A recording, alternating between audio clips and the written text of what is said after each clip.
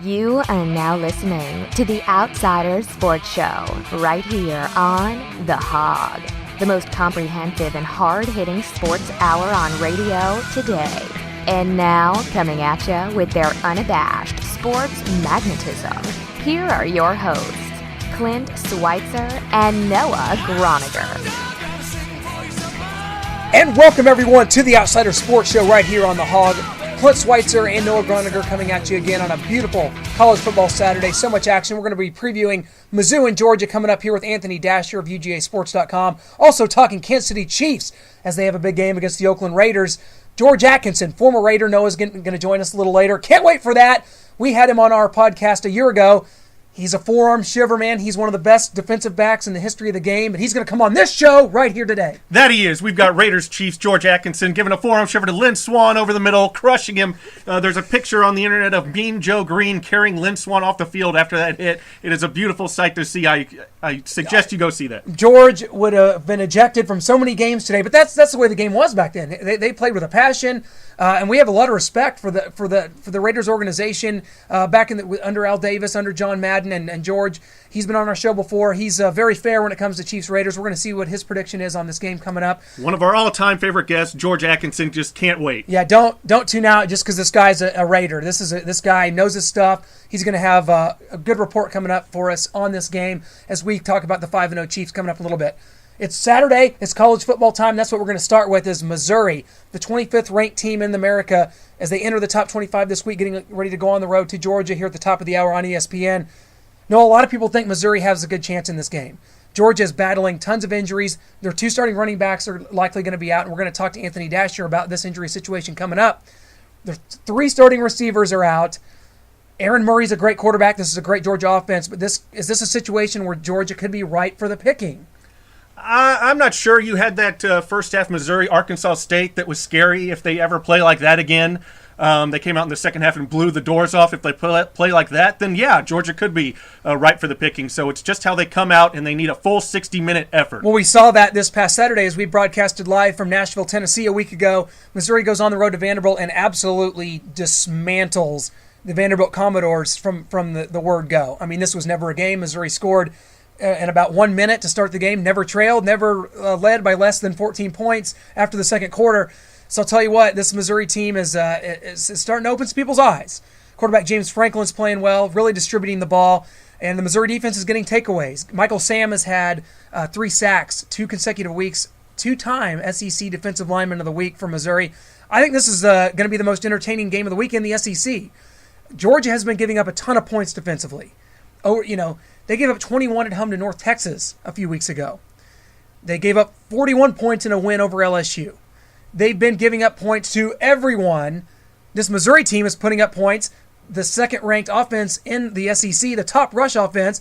This has all the makings of a wildly entertaining game in Athens, Georgia today. That it does, but you've got to look at Aaron Murray and say that it's probably just too much, too high of a mountain to climb. Yes, Missouri has those great numbers like you said. Who have they really played? Vanderbilt, that was a good win, but can they keep it going? Yeah, it's going to be tough. Winning at Georgia, you never want to go in there and say, oh, yeah, this team, you can just chalk it up. Yep, we can go in there. No, this Georgia team still has national championship aspirations. Aaron Murray is playing wonderful. Him and James Franklin's numbers almost identical coming into this game. Georgia has played the much better competition thus far. They are battling the injuries. Todd Gurley, Marshall, their other running back, out.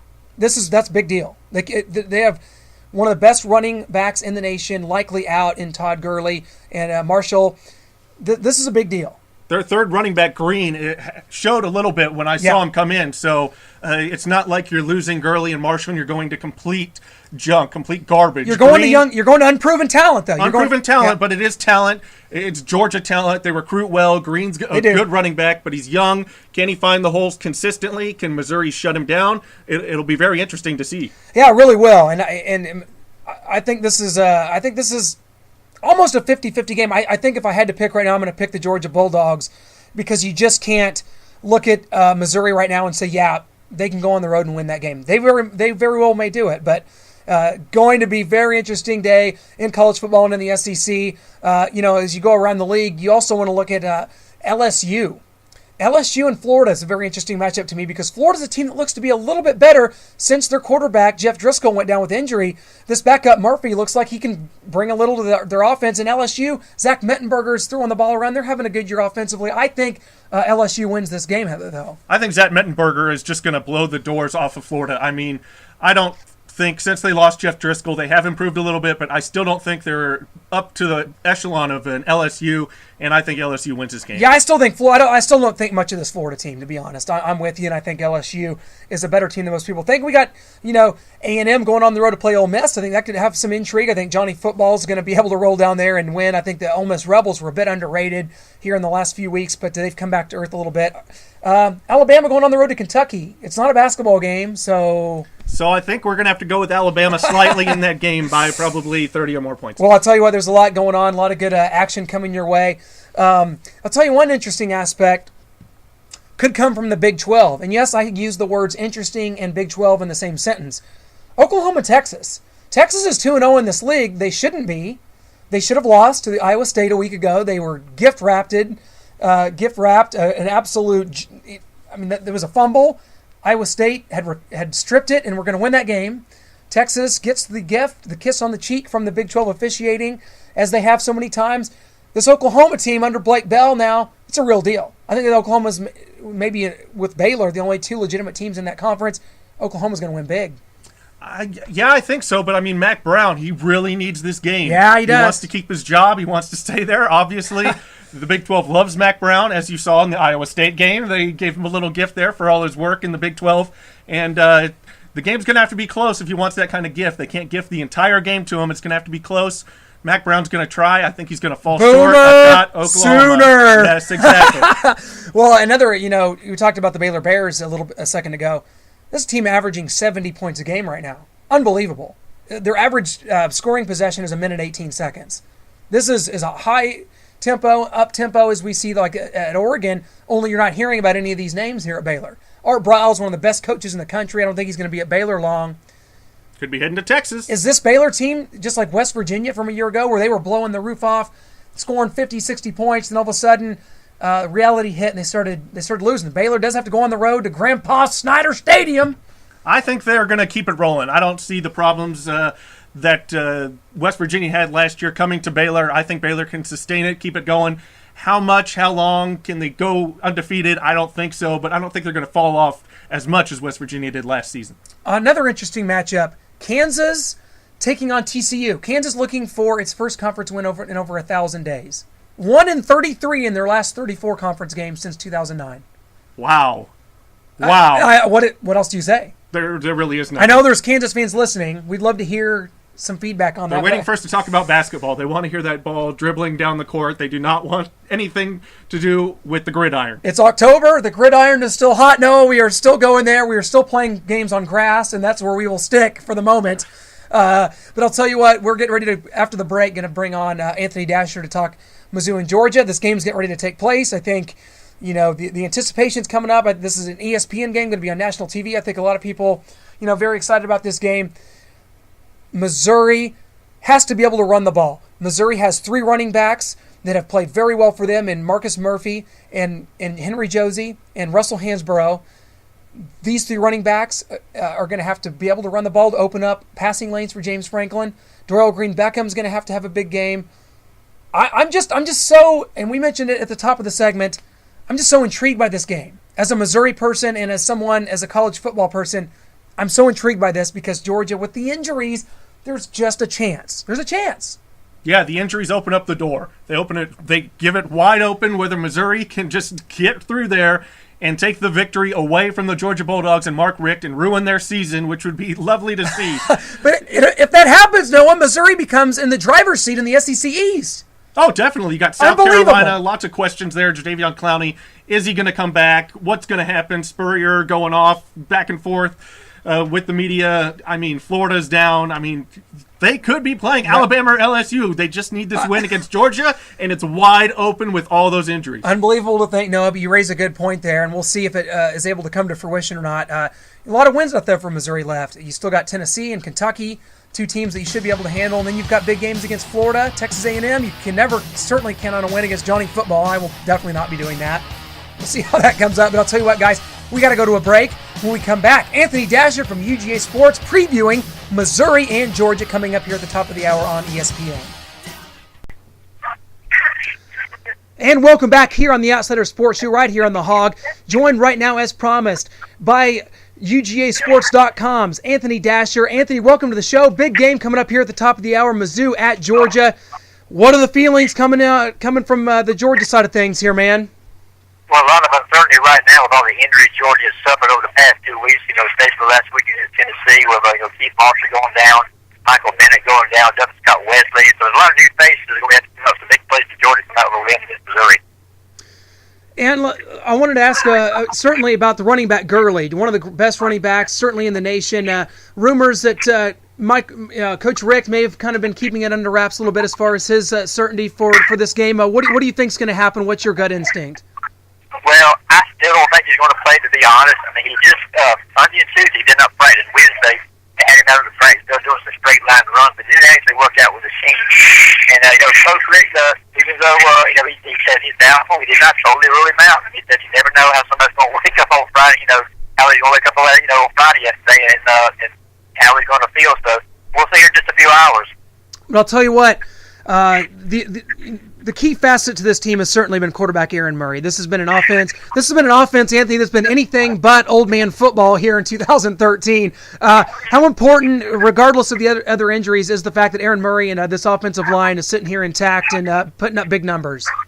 Oh, it's huge. I mean, if Aaron Murray wasn't behind center right now, I think Georgia's a huge underdog in this game. But Aaron, the way he's played the last 3 or 4 ball games now, has really been spectacular. He'll lead Georgia back in the last minute, 54 seconds at Tennessee with that crowd rolling, going crazy, going to tying touchdown with 5 minutes left and winning overtime. It shows he can win big time games in big foot situations. So, yeah, as long as everybody's mad that Georgia's got to feel pretty good about the chances, no matter who's catching the ball throwing.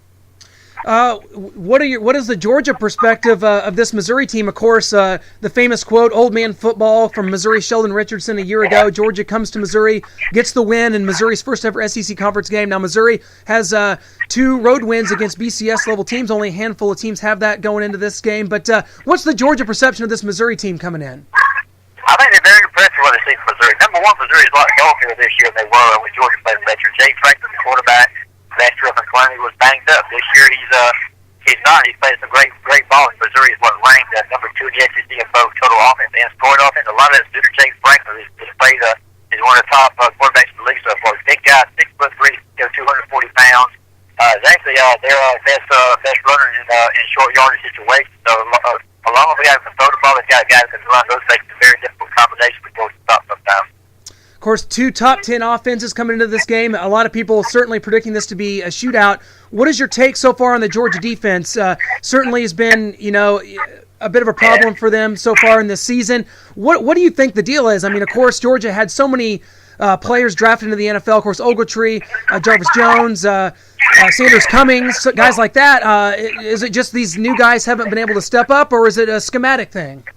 It's a combination of several things. I mean, number one, like you said, Georgia is starting 3 true freshmen on defense right now, and 2 of them in the secondary. That's going to be tough for anybody. I don't care who you are. But also, I think you got to kind of look at the people Georgia's played so far, the quarterbacks they're going against. Hodge Boyd against Clint, Howard Cook of Kansas, won't put a big number against anybody. Connor Shaw, South Carolina, same thing. He's a very experienced quarterback that's had a lot of success. And then Zach Benberger, he really stepped up into his own this year to play an outstanding football for LSU. These guys are going to put up yards and points against pretty much anybody they go against. So I think you got to kind of take that into consideration to Georgia. And yes, they're struggling on some instances. They've got some problems with alignment. There's been some tackling issues. But also, you look at the folks they've played, and there's, like I said, the fact they play so many very young guys, there's going to be kind of you'll have some ups and downs if you have that kind of combination going.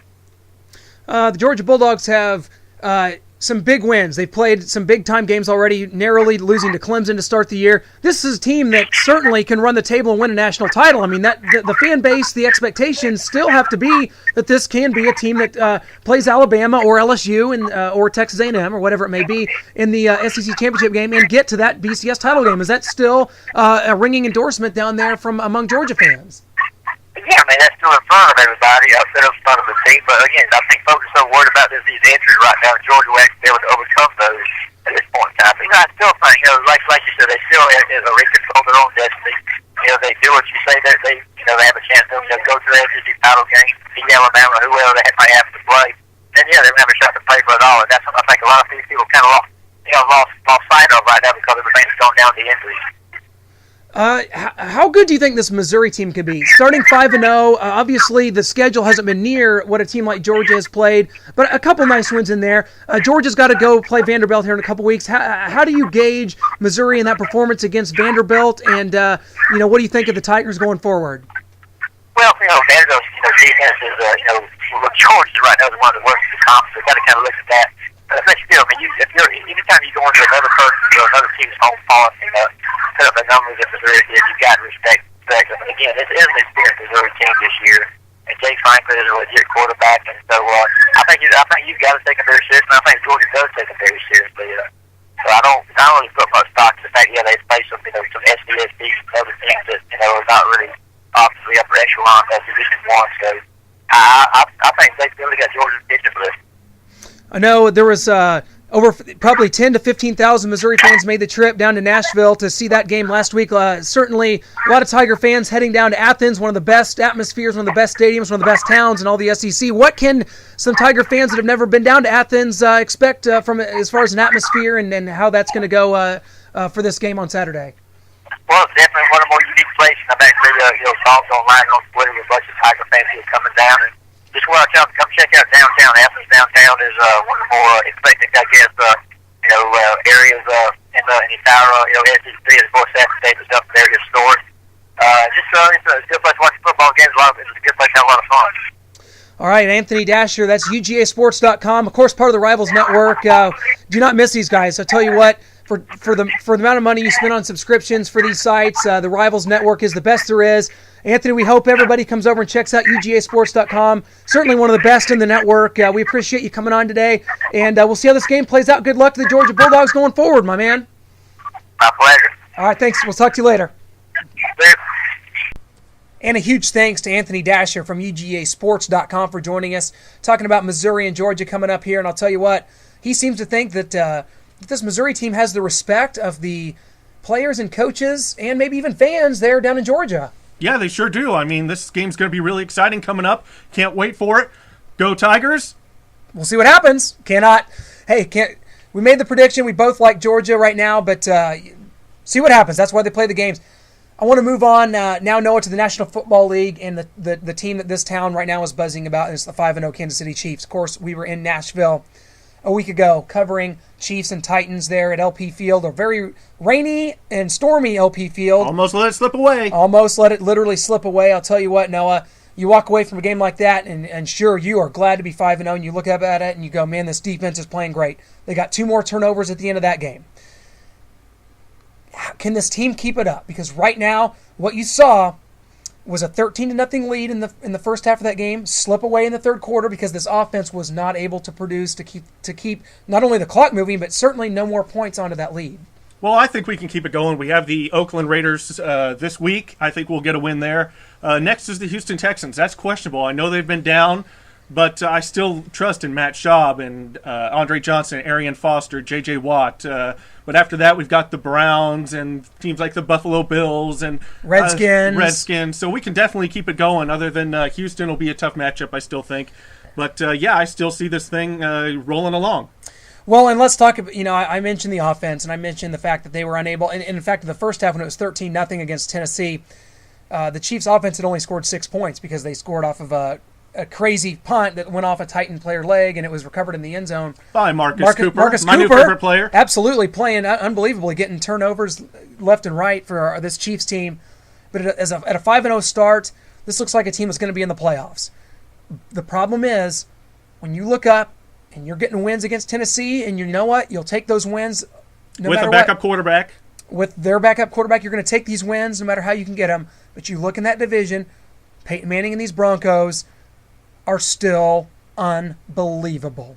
Yeah, and they've got the Jags coming up, so they're automatically 6-0 this weekend. You know that, so you've got to beat the Raiders just to keep pace. And the Broncos are just rolling right now like nothing we've seen before. Maybe the 99 Rams. But 07 Patriots, it reminds me of that. Yeah, I mean, they are just on fire. There's nothing they can do wrong on the offensive side of the football. Defensive side of the football, that's where the big question marks lie. But Champ Bailey and Von Miller are working on coming back probably after this Jaguars game. So they're going to get a little bit better on defense. Well, I'll tell you what, a lot of people talking about the Chiefs and these impending matchups with Denver down this in November and early December. To me, the Kansas City Chiefs have to be a minimum 8-1 going into that first game against Denver to have a chance at this division. Am I wrong? Well, you're only wrong in my eyes because I think we have, as long as Peyton Manning and all the important parts on that offense stay healthy, I think we have no chance of beating the Denver Broncos. They put up too many points. We'll slow them down. They won't put up 51. But our offense cannot maintain that kind of level, that kind of pace. I think they're going to be in the high 20s, the low 30s, and I don't think we can do that. I mentioned the offense earlier, and I want to talk about that. I want to talk about quarterback Alex Smith, who we've talked about him all year, Noah. Safe, consistent, makes the right throws, makes the right decisions, blah, blah, blah. Except for the 3 interceptions the past 2 weeks, but... I was going to bring that up. Yes. We're talking about 3 turnovers in 2 weeks and only 50% completions these past 2 weeks. That hurts. Yeah, Chiefs fans were expecting exactly what he did in San Francisco to come over here, the 70% completions. We don't have the kind of versatile tight end like a Vernon Davis. I know we don't have any tight end. Sean McGrath is playing okay. He's getting open. He's not really fleet of foot. As soon as he catches the ball, he's going down. Dwayne Bowe's not getting the ball. You're seeing Donnie Avery having to make adjustments to underthrown balls deep downfield. So Donnie's playing pretty well. Other than that, McCluster's not really doing much as expected, and you've got Kevin Brock, who's been signed and waived probably 4 or 5 times this season already. Travis Kelce's done for the year with his knee injury. Anthony Fasano, who knows when he's going to come back. We've got Charles, who's playing well, but this offense just doesn't – it leaves a lot to be desired.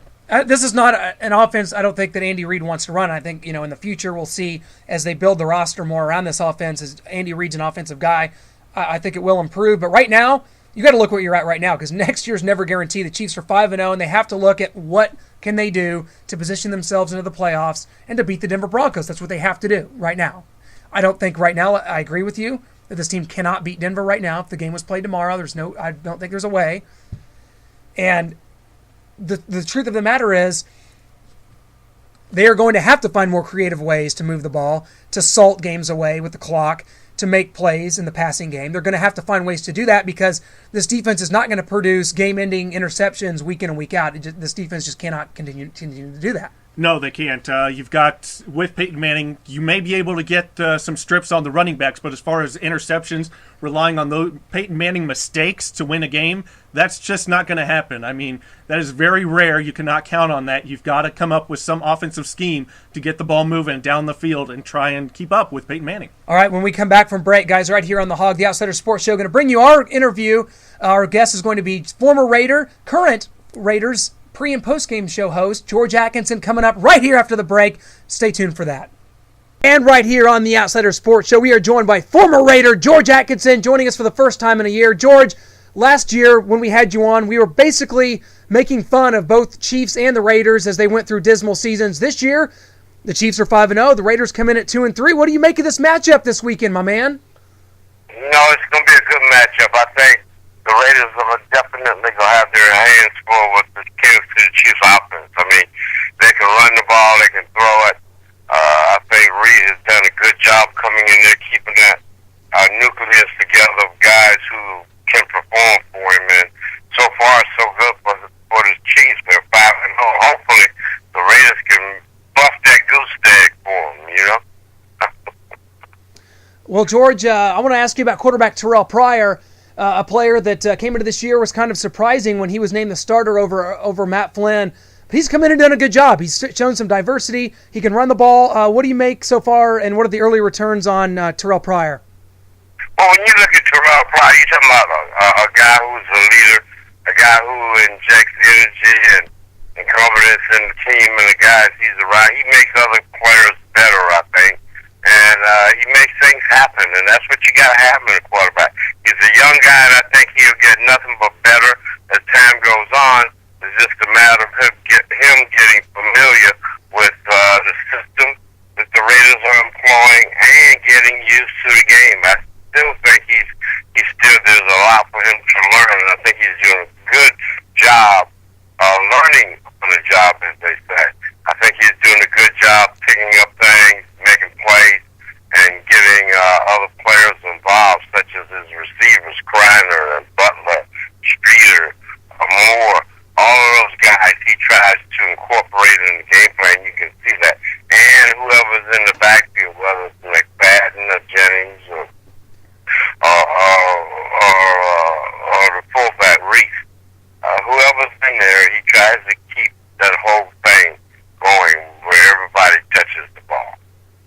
What about this secondary? Last year, the Raiders bring in Shante Spencer and Ron Bartell. That didn't quite work out. This year, they go out and get Mike Jenkins, Tracy Porter, and Charles Woodson. What's the difference you've seen in the secondary this season? Well, with Woodson back there, there's a big difference. This guy's all pro. Not only that, he's a Hall of Famer, future Hall of Famer. So, I mean, he brings a lot to the table. Experience, leadership. And his leadership is not by words. He performs on the field. He makes plays. And I think that becomes contagious when you're in a secondary with a guy who makes plays. I think Tracy Porter, I think jury's still out on him. I think he plays loose a lot. And he and Mike Jennings, they both Jenkins, I'm sorry, they both play a lot loose. And I like to see them be more aggressive at the point of attack. The jury's out on the corners. I think the safeties are in pretty good shape. Wanted to ask you, of course, about this Matt Flynn situation. He was released recently by the team, a guy that was once thought to be the possible starter going into the season. What happened with Matt Flynn, and what are your thoughts on that circumstance? Non-productive, and whenever you're non-productive in the NFL, there's no place for you. Let's face it. You got to produce in this league, and he's had opportunities in Green Bay, Seattle, and recently with the Raiders, and he hasn't performed. Each time he's had an opportunity at the starting position, a younger player has beaten him out, so that speaks volumes. The last game he played for the Raiders, it was evident that he had problems finding receivers. He holds the ball too long, and his vision downfield is not that good. So I think the Raiders did the right thing by recognizing that, hey, now's the time to cut our losses. Let's bring somebody in who can help us if we need a backup, because it's obvious, and it was obvious, that Matt Flynn could not perform as a backup quarterback for the Oakland Raiders. And at some point, you got to realize, hey, you got to cut your losses. And I think it sent a message to the rest of the players that this team really wants to win. And I think it was a positive move, without a doubt. What about this Raiders front seven? Last year they just mauled the Kansas City Chiefs, destroying the whole game. But this season they come in and they lose Rolando McClain, they lose Philip Wheeler, Matt Shaughnessy, Tommy Kelly, Richard Seymour. How's this front seven looking so far this season? Pretty good. And losing Rolando McClain was a blessing. No, that's true. If that's not really a loss, that's the game by getting that guy off. He was just garbage, complete garbage. And you look at the young guys, you look at Sims and those young players. There's 9 new defensive players on the field who haven't played together. But what you see is evidence that they are aggressive, they hustle, and they carry out their assignments. And I think that's what the most important thing is that they do not slush on their assignments. They are where they're supposed to be, and they get there in a hurry. They're quick, and they make plays. I like that. I think this defense is growing. The front seven, as you talked about, I think they're growing together. They're getting coordinated with each other, and it could be scary down the stretch as they get better and get familiar with each other. These guys never play together. You got 9 new players on defense. So, it speaks volumes, I think, for the defense coordinator and what he's done as Tolliver as the defense coordinator, what he's done with these guys in a short period of time. I wanted to ask you about just the overall defense in the NFL in today's game in 2013 and what your thoughts on it. No clotheslines, no forearm shivers. You can barely touch the wide receivers. What are your thoughts? Well, the game had to change to protect players, I think. But there are certain techniques I think will never change. Once you can't stop defensive players from being aggressive, or you take away one of the main focuses and aspects of the game that fans love, and they love aggression. Well, it's offense and defense. So I think if you start taking that away from the players, you're going to water the product down to a point where it's not going to be entertaining anymore. And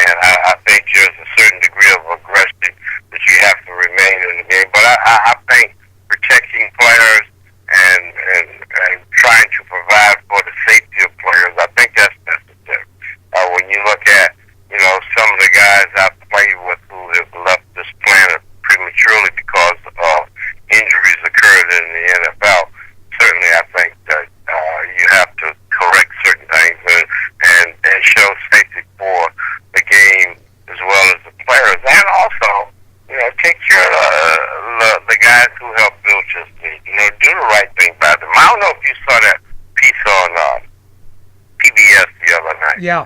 League in denial.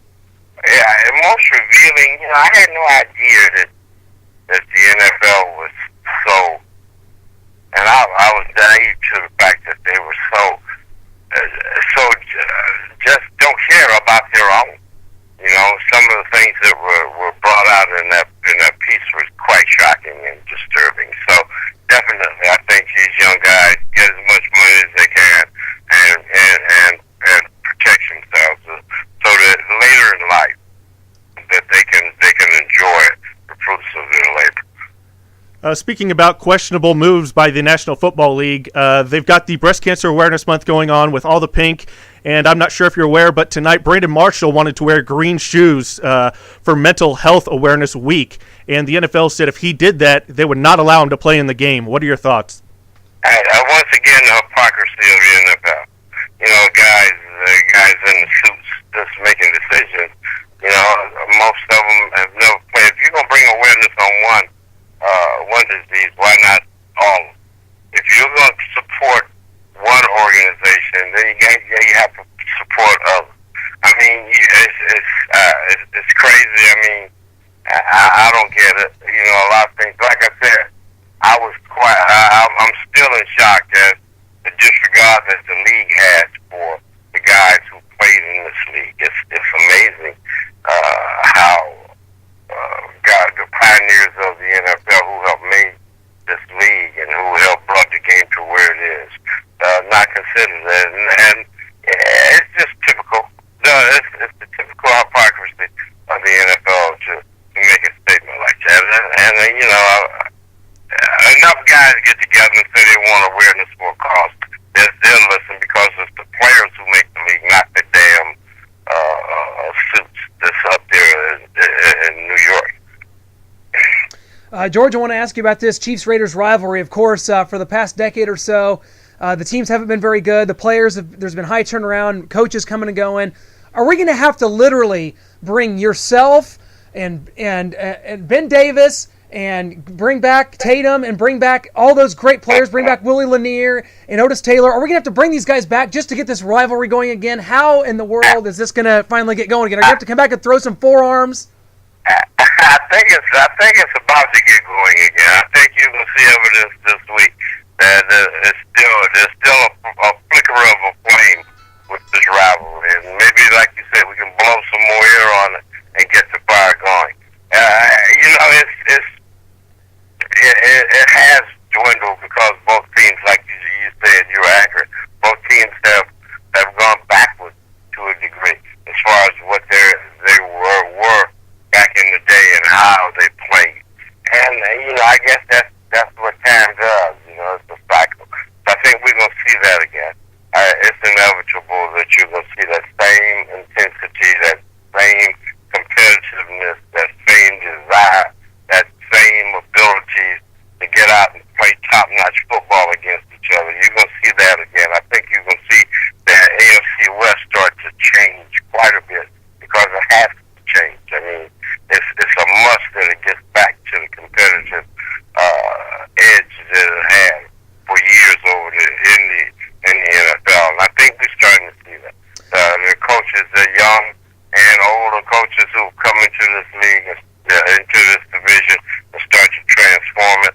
The players that are in the division are pretty doggone good, and I think you hadn't seen the best of the AFC West yet. Now, you will see that rivalry between the Raiders and Kansas City spark up again once the Raiders start to win more games because they'll both be fighting for the same thing.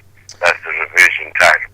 Well, George, we're gonna have to hold your feet to the fire here. We're gonna have, of course, a huge crowd at Arrowhead here on Sunday. They're going to try to break the sound record for largest noise from a crowd. And I tell you what, the Raiders are better. They're 2-3 coming in here. They just knocked off the San Diego Chargers. The Chiefs are 5-0. We got to hold your feet to the fire. Remember, before you answer, you're on Kansas City radio. Who wins this game and what's the score? Oakland Raiders. Now, score, that I can't tell you, but I can tell you the Raiders are going to win. They'll win about 3. So let's say I see it being not a high-scoring or a low-scoring, mid-scoring game. Let's say 20 All right, we'll hold you to that, and we'll come back at you and see what the score is. We're coming over the middle on you, George. We're going to come over the middle on you after all. It's risky, but we're going to try it. All right, guys. I had one last question to ask you about Terrell Pryor. He was the last pick by Al Davis in the supplemental draft, and Terrell Pryor's come out and said that he wants to be a great player. To make that last pick of Al Davis's really means something. What have you seen out of Terrell, and what do you think about that statement, how he wants to be a great player for Al Davis's last pick? Yeah, I love the kid. I got to talk to him early on when he first got here, when he was going through a lot of changes. I think the kid has a lot of ability. I think what he says he means, and he's serious about that. He went through a lot to get to where he is, and that to me showed a lot of character and a lot of desire and a lot of commitment on his behalf, because he could have very easily folded Kent and tried to move on, but he didn't. He has a commitment here, and that commitment is just what you said. He wants Al's pick to be the last and the best pick, and he's working towards that. I mean, each week you see this kid gets better and better, and you can tell he's not only working on his game, he's putting steady time in, and that's most important for a quarterback, is to know what's going on so he can direct the direction of the team. And he's doing a good job. He stepped in. He didn't do a training camp, never said a word. He was very professional about going about securing the first position at quarterback as a starter. I thought he handled himself well. He is a leader. He has guys who respond to him when he's in the game. There's an energy level that you can definitely tell on both sides of the ball. When he's out the game, that energy is down. So he does have an effect on his team, and he knows it, and he works hard. He has a hard work, and, hats off to him, and I wish him the best. Well, George, we wish you guys the best this weekend here. We know you got pre- and post-game show for the Oakland Raiders down there. We will look forward to talking to you again as the rematch comes up. George, we cannot thank you enough. We've been watching those Twin Boys years there at Notre Dame. We think the world of you and your family, and we really wish you guys the best, my man. Appreciate it, man. Keep in touch with me. You know I love coming on your show. Hey, we love it, George. We appreciate it. Have a good weekend and enjoy the game. You got it, my friend. Take care.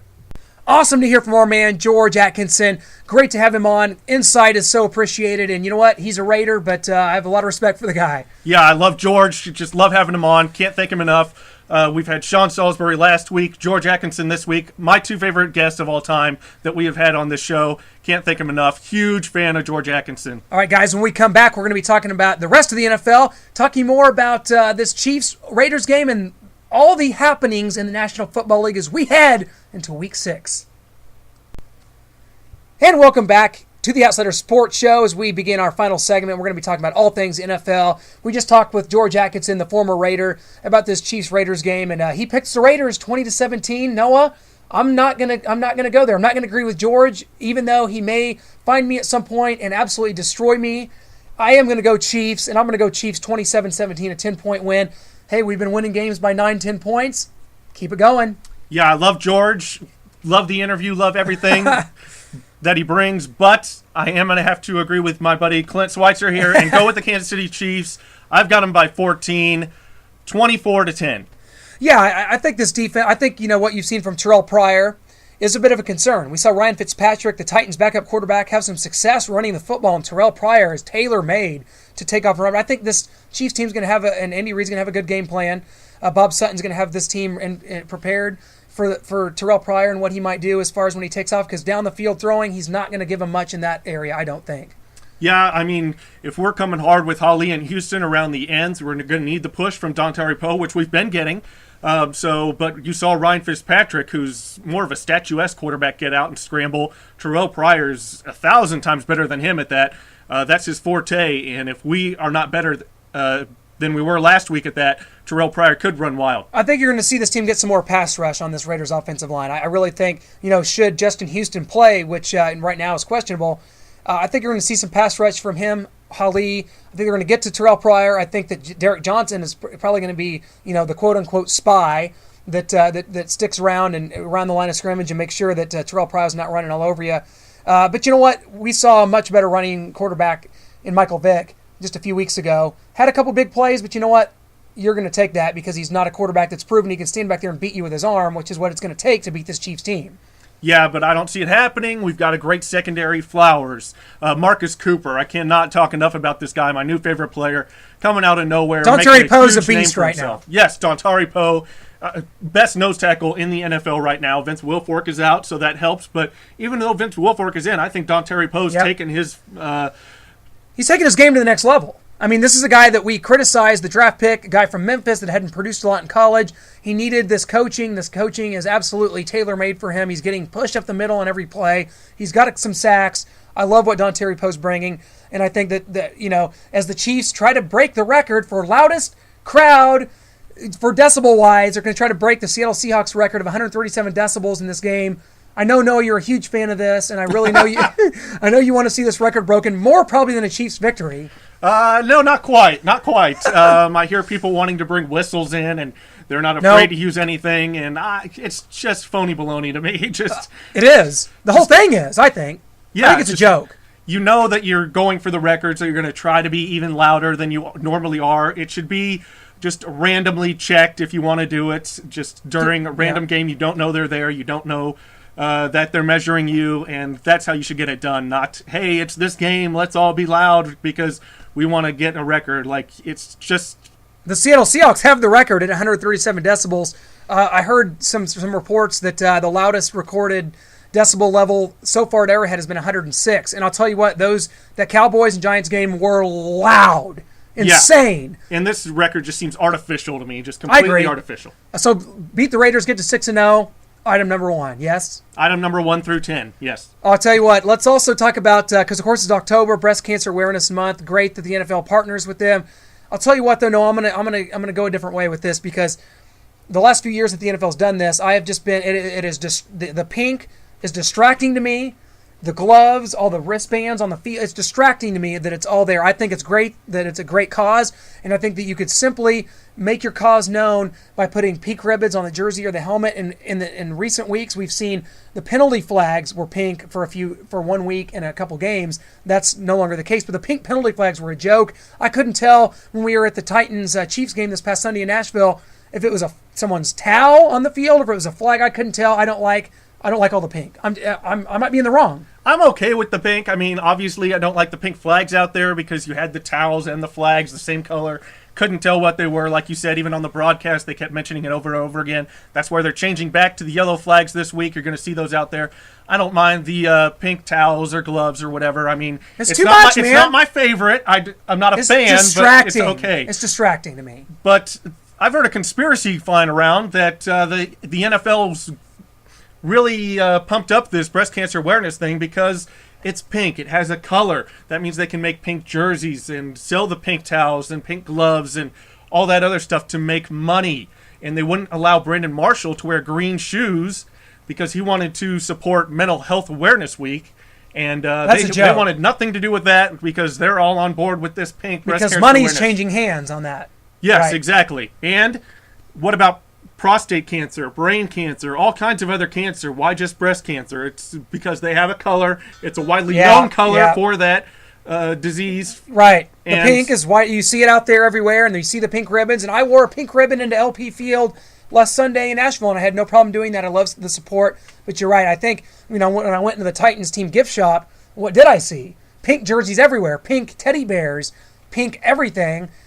Absolutely, there's money changing hands over this. And that's another reason why, to me, it's just not quite... I mean, it distracts me on the field. I saw a Titans lineman wearing pink Under Armour, and it just, I'm sorry, the NFL has strict uniform codes as it is. To get this pushed through, that's why you know there's money changing hands. Oh, exactly. I mean, everything they want to do, all these 3 games in London next year, wanting to add 2 playoff teams by 2015, wanting to extend the season by 2 games, making it an 18-game regular season. It's all about money. These guys just cannot get enough money. They can't even help their former players, like we talked with George Atkinson. Good point. They forget their former players, and the players have to sue to get help from being injured in their league. I'm so with you on that. That's a great point you bring up about this league, who's so money hungry. They're talking about adding another game to London. Are you kidding me? They want a franchise there. No one wants to see that.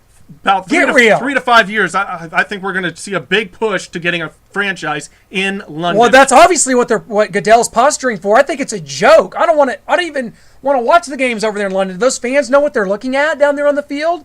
Wouldn't they rather be watching a scoreless tied soccer game? Obviously, they'd love that. So I don't know how much fanfare they're going to get for this London team if it even happens. Is that even logical that you could have a team based in London that's got to travel every week to the United States? That's just insane to me. What if San Francisco has to go over and play a game in London? Like, what is that? It's a disadvantage. Are you talking? It's a disadvantage. It's just insane. I don't like adding 2 games onto the season either. I don't like any of this stuff because the NFL. It's a game we love. We turn on our TVs every Sunday because it's a game we love. It's a game we grew up with. When it starts becoming something other than that, which it's already starting to do anyway because of penalties and late hits and helmet to helmet, I don't like that. And if you add if you have 14 teams in the playoffs, that means 7 from each conference.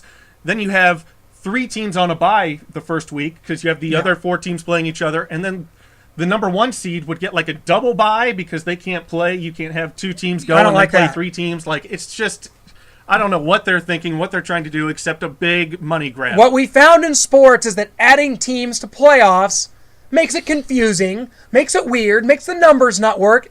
The exception being the NCAA basketball tournament, which is now 68 teams, and it's wonderful, and $10 billion TV deal and all that.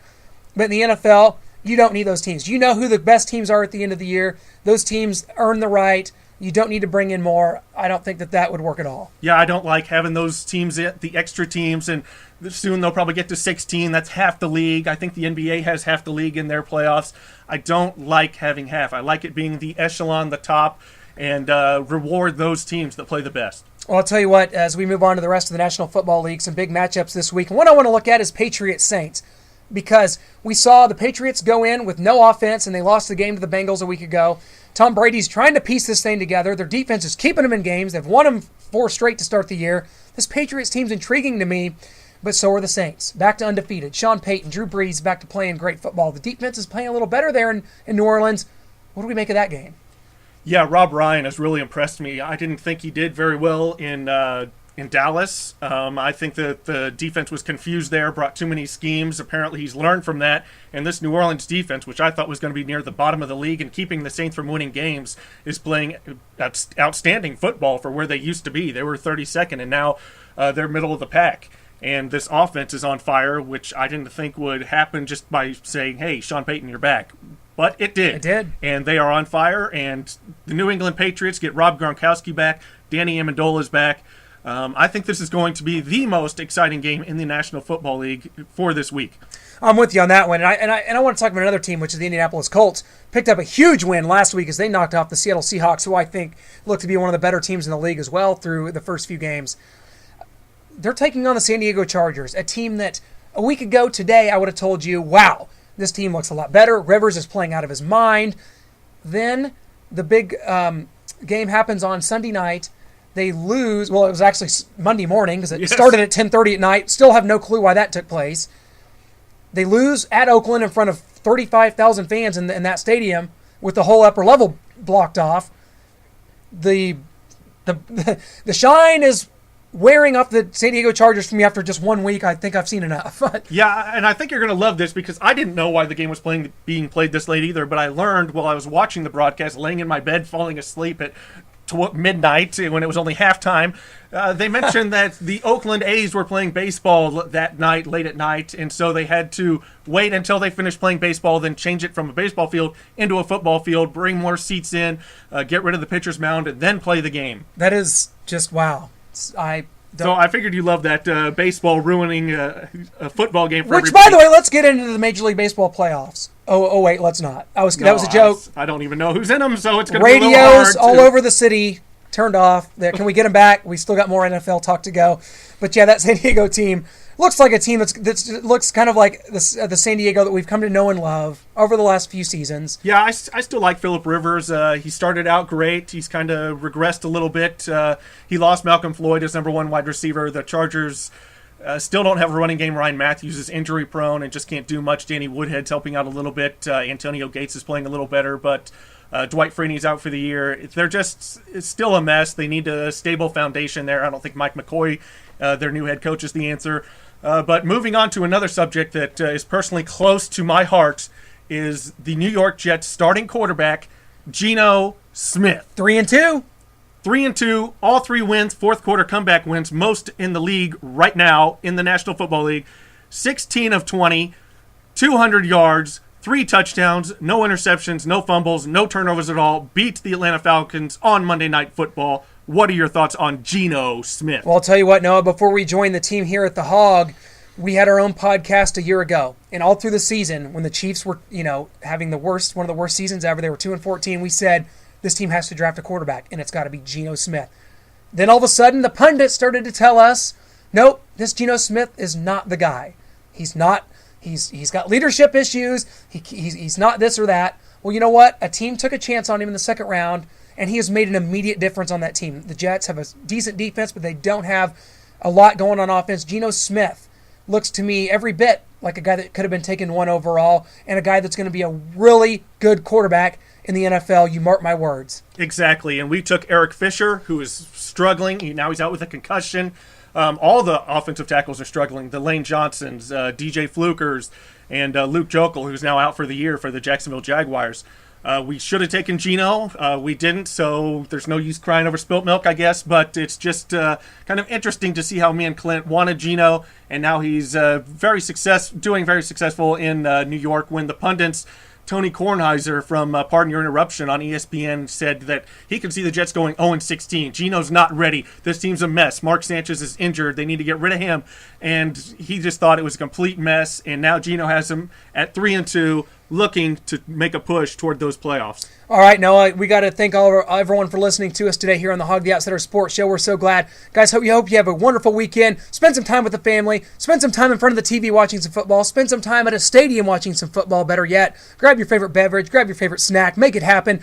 Guys, be sure to check us out on our own Facebook. Just search for the Outsiders Podcast on Facebook. And I'll tell you what, thanks so much for listening. We hope you guys have a great weekend. Outsider Sports Show coming at you.